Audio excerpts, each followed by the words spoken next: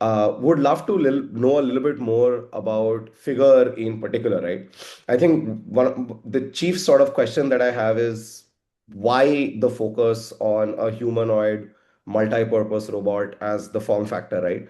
I've heard arguments from a lot of other folks also who say the opposite, which is that look, robots, while you can generalize how they sort of do things, the tasks are still at times very specific.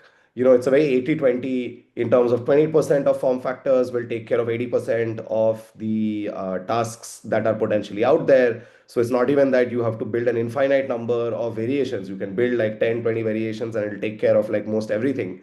And it's better to do it this way because then each individual task is done to the highest fidelity possible, right? But of course, y'all, Tesla, right? I think to a lesser extent, the folks at Amazon, and then of course, Boston Dynamics as a player who's been around for a while, have all taken that approach that, no, we'll build humanoids. We like the humanoid form factor. And I think Figure in its recent demos that I think I saw on YouTube, I think there was a video of a robot loading and unloading a dishwasher and a bunch of things, right? Which is very complex, high fidelity tasks involving a lot of like interactions with a dynamic environment, right? Like opening a dishwasher, handling a fragile like glass vessel, putting it in, and all of that.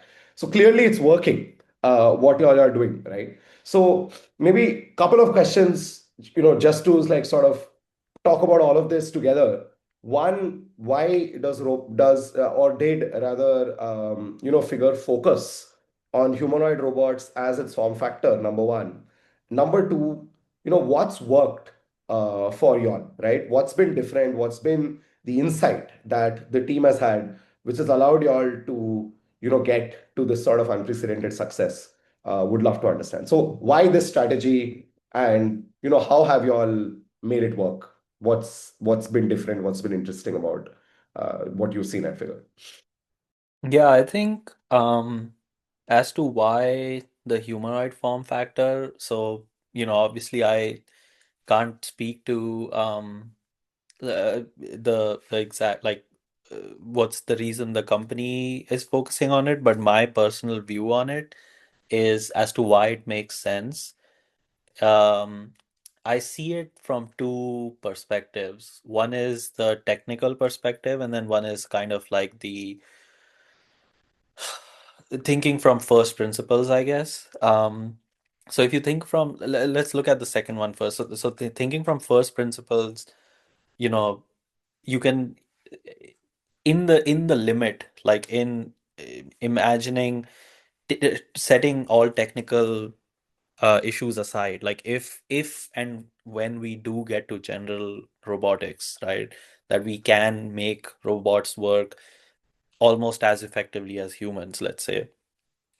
I think in the limit, the humanoid form factor is probably the one that makes the most sense.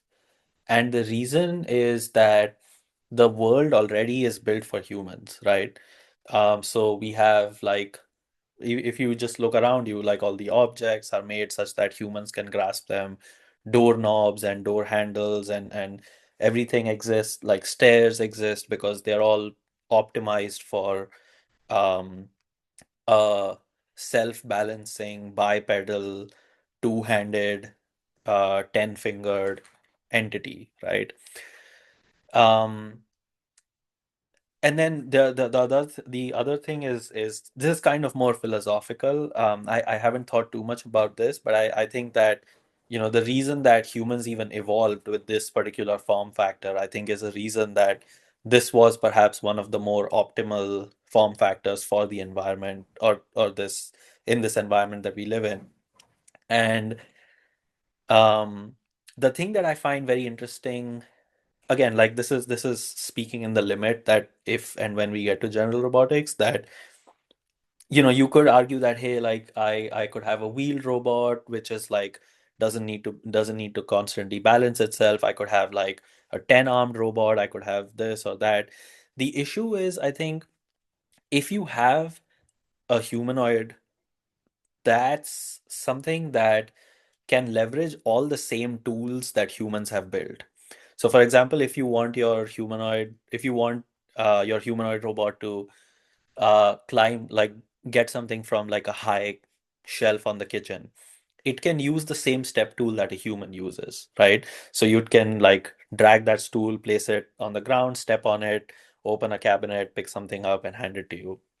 It can, um, uh, crawl under a car to help repair it. It could, again, like this is we're talking about in the limit. So I think I do think that for that reason, the humanoid form factor does make a lot of sense. Understood. Understood. Of course, we're not there yet. So from a more practical perspective, the main advantage I see of a humanoid right now is that, I've worked in robotics for a while, and I've seen that. So I'll give you an example.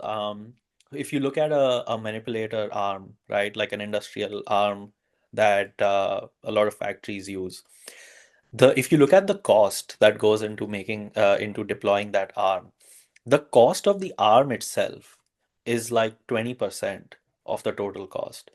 The remaining 80% of the cost comes from actually setting up an environment around the robot. So Right. setting up the base, setting up the like safety enclosure around it and things like that. And even if you want to move that arm like 100 meters, 200 meters to a different site, you don't have to pay that 20% cost because you've already purchased the arm, but you still have to pay that 80% cost again just to move it by 100, 200 meters. I don't see that problem with humanoids. Right. If you have a Right. humanoid in a factory, which is like helping you load a truck, you can, within the same span of a few minutes, you can have it walk over to another site and help you with another task. You can have it bend down and help you um, load a washing machine. It can use a steps tool to go. It can use a ladder perhaps to like climb something. It can walk upstairs or take an elevator to go on a different floor. So yeah, practically speaking, and these are things that we're getting very close to all, or like these are already things that humanoids can do. So I think I already see a very real value proposition for humanoids, personally speaking. And then finally, from the technical side, I think this isn't something I've heard a lot of people say, but I think it often uh, ends up getting missed, but it's very important, is that it's very the humanoid form factor is the most optimal form factor to learn from humans. And Mm, we have a lot mm, of data from mm. humans. So we have YouTube videos from humans, people interacting with Right. two hands Right. and 10 Right. fingers. Right. We have, like, again, teleoperation is easy to do because we have two hands and 10 fingers. And yeah, all of these things. So, if you have a 10-armed robot or a wheeled robot, those kinds of you lose the advantage of that data. Um, yeah, so that's kind of the way I see it is like, philosophically, Got it. uh, Got I it. and then practically and then technically, it seems like humanoids seem to be the most optimal form factor as Sure. of today. Sure. Sure. I think that's a super interesting. It's like quite enriching also the way that the way in multiple levels that you think about it. I also believe some of this perspective on specialization that people have, right, perhaps comes more from a machine understanding of the world. Like if you think about machines that make stuff, um, everything, right, from food to medicines to metalworking and whatever, we have very specific machine designs that do very specific things, right? For example, when I used to work in Gillette, which is P&G in a razor blade factory, the core design of the machine that makes razor blades, or a machine that packs individual razor blades into wax paper, right? Or then packs stacks of packed blades into a box, right? And then you have a pack of like 10 razor blades and so on and so forth. These machines, in many ways, their core mechanism or the transformations that they have to make which is picking something up, putting it somewhere, turning it in some way, pressing it with something.